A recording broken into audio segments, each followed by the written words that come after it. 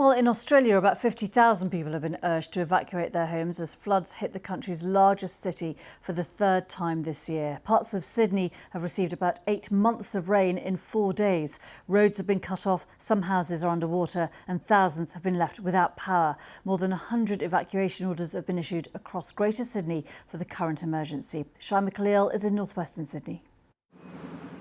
In some parts of Windsor, roads have turned into small rivers, and the only way to get around is by boat. A once-in-a-century weather event has now happened twice just this year. Melissa and her family have been without power for nearly 24 hours. Now they've been told to evacuate. This time, because the water's over the road now, yeah, I'm a little bit worried, but yeah. And as soon as the power got cut off yesterday as well, that was, yeah, had to go because we had no power.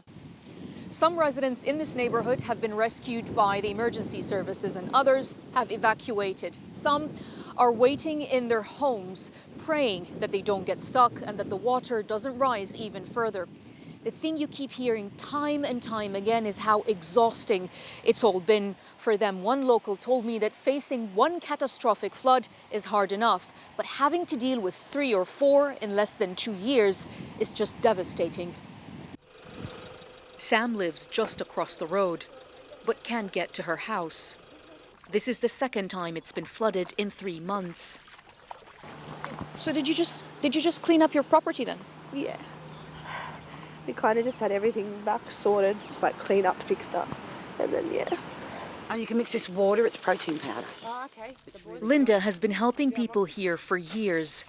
She herself has had to evacuate the night before and tells me she's never seen floods this bad.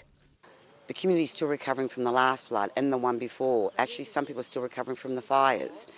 We're just all in shock and everybody is traumatised.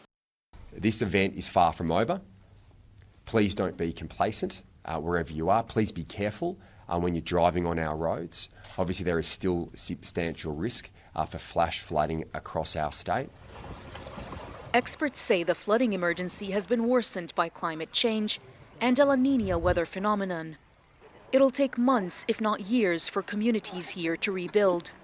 And in the back of everyone's mind is the fear of when they'll have to go through this again. Shaima Khalil, BBC News, Sydney.